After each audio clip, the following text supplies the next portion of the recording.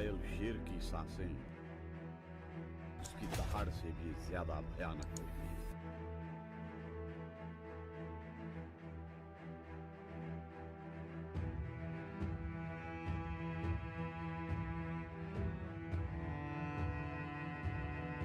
जो नाकामयाबी को गले लगाना नहीं जानता वो कभी तरक्की नहीं पाता।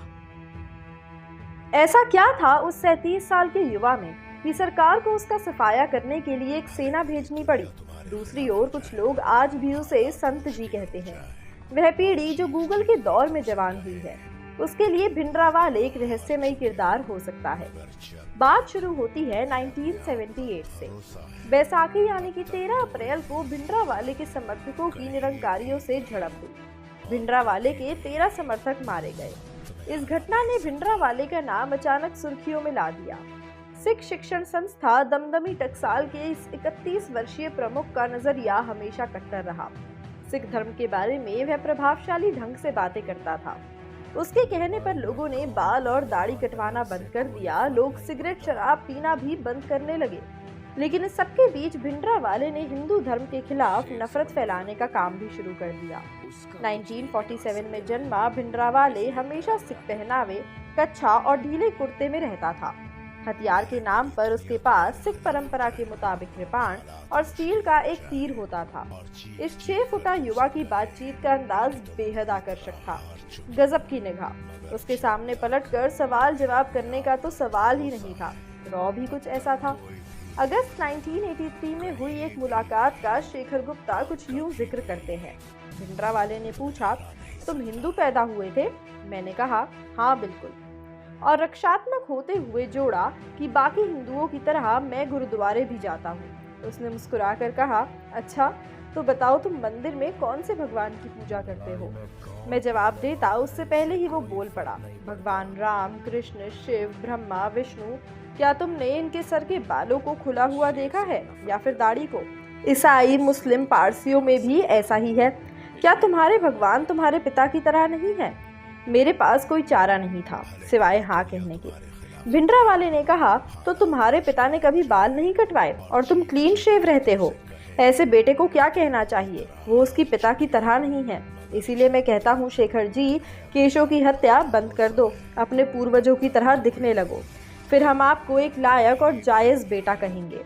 भिंडरावाले अपनी सभा में ऐसे ही सलूक करता था देश विदेशी पत्रकारों के भी साथ। 2 ही पत्रकार हैं जो भिंडरावाले को अपनी बात से निरुत्तर कर पाए। तवलीन सिंह के बारे में भिंडरावाले ने कहा था कि यही सिख पत्रकार है जो मेरी बौहें नोचती है।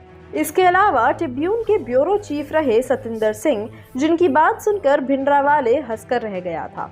सतिंदर ने कह दिया था कि यदि खालिस्तान बन गया तो वे विलायत चले जाएंगे। भिंडरावाले ने पूछा, क्यों? खालिस्तान को बुद्धिजीवियों की जरूरत नहीं होगी क्या? सतिंदर ने जवाब दिया, हिंदू मुझे भारत में नहीं रहने देंगे क्योंकि मैं एक सिख हूँ, और आप मुझे खालिस्तान में नहीं रहने देंगे क्योंकि मैं ज्यादा पढ़ लिख गया हूँ, तो मैं इंग्लैंड ही जाऊंगा। ये शायद कुछ ही मौके थे जब भिंडरावाले ने भरी सभा में बातों में किसी को जीतने दिया हो, मजाक में ही सही। भिंडरावाले का एक क्रूर चेहरा भी था जिसे इन घटनाओं में समझा जा सकता है।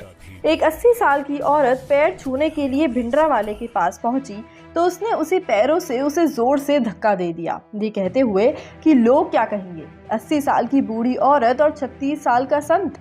तवलीन सिंह अपने सामने हुई एक घटना का जिक्र करते हुए कहती है कि भिंडरावाले की सभा में एक बार लहर सिंह नाम का एक व्यक्ति पहुंचा। उसकी दाढ़ी ऐसे लग रही थी कि मानो उसे चाकू से ढंग तरीके से काटा गया हो। वह पंजाब सीमा से लगे फजलका जिले के जटवाली गांव का रहने वाला था। उसने शिकायत की कि थानेदार बिच्छू सिंह ने उसका ये हाल बनाया है। 6 महीने बाद पता चला कि किसी ने बिच्छू सिंह को गोली मार दी है। तवलीन कहती है कि मुझे यकीन ही नहीं हुआ कि मेरे सामने किसी के लिए मौत की सजा सुनाई दी गई थी। भिंडरावाले में जबरदस्त ईगो था। वो चाहता था कि लोगों का ध्यान सिर्फ उसी पर रहे, किसी और पर नहीं। शेखर गुप्ता और मशहूर फोटोग्राफर रघु राय एक बार भिंडरावाले से मिलने स्वर्ण मंदिर पहुंचे। सर्दियों के दिन थे। हमेशा स्टाइलिश रहने वाले रघु उस दिन भिंडरावाले की सभा में हटकर धूप लेने के लिए किनारे एक मुंडेर के पास खड़े हो गए। उनके गले में कैमरा और बड़े बड़े लेंस लोगों का ध्यान खींच रहे थे। भिंडरावाले ने कहा, शेखर जी अपने फोटो वाले से कहो कि मुंडेर के पास से हट जाएं। किसी की हिम्मत नहीं हुई कि पूछ ले क्यों। तो मैंने रघु से कहा कि संत जी चाह रहे हैं कि तुम अंदर आकर सभा में जमीन पर बैठ जाओ। रघु ने भीतर आते हुए पूछा, क्यों, क्या प्रॉब्लम है? भिंडरावाले बोला, शेखर जी बता दो उसको मुंडेर से हट जाए, वरना वह नीचे गिर जाएगा और मर जाएगा। दुनिया कहेगी कि संतों ने मार डाला। अब तो रघु ने भी कहना मान लिया। ऑपरेशन ब्लू स्टार शुरू होने से करीब एक पखवाड़ा पहले शेखर गुप्ता और न्यूज वीक के सीनियर पत्रकार एडवर्ड बेयर पंजाब पहुंचे। आज़ादी से पहले ब्रिटिश आर्मी की गढ़वाल रेजिमेंट में अफसर रह चुके एडवर्ड जब स्वर्ण मंदिर में दाखिल हुए तो उन्हें देखकर भिंडरावाले ने पूछ लिया, इस गोरे पत्रकार के पैर क्यों कांप रहे हैं? एडवर्ड ने जवाब दिया कि खून का दौरा रुकने से वह सुन्न पड़ गया है। भिंडरावाले ने सभा में मौजूद लोगों की ओर देखते हुए कहा, कहीं मुंडेर पर लगी स्टेन गन देखकर तो पैर नहीं लड़खड़ा रहे हैं? ऐसा कहते ही भीड़ से आवाज उठी जो बोले सो निहाल। एडवर्ड ने साधी हुई आवाज में कहा, मैं स्टेन गन से नहीं डरता, हमने सेना में रहते हुए थॉमसन कार्बाइन इस्तेमाल की है और हमें पता है कि ये गलती से भी गिर गई तो 3 राउंड फायर हो जाएंगे। तुम क्या जानो गन के बारे में? शेखर बताते हैं कि एडवर्ड के ऐसा कहते ही मानो वहां का तापमान -30 डिग्री हो गया था। मैंने एडवर्ड की कलाई थामी और उन्हें सभा से बाहर ले गया। भिंडरावाले के करीबी रहे मोहकम सिंह कहते हैं कि संत जी मामूली आदमी नहीं थे, वे तो पंजाब की ऑटो मनी की बात करते थे, तो अब वो बहुत कॉमन है।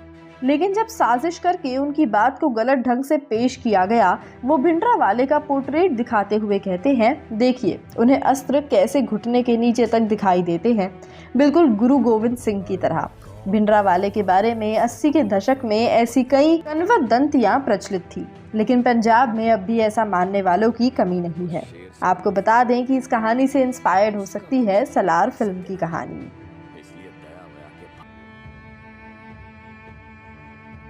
भले पूरी दुनिया तुम्हारे खिलाफ हो जाए, हालात मुश्किल हो जाए और चीख चीख कर तुमसे कहे कि तुम बुरी तरह हार चुके हो, मगर जब तक तुम्हें अपने आप पर भरोसा है तब तक कोई भी कहीं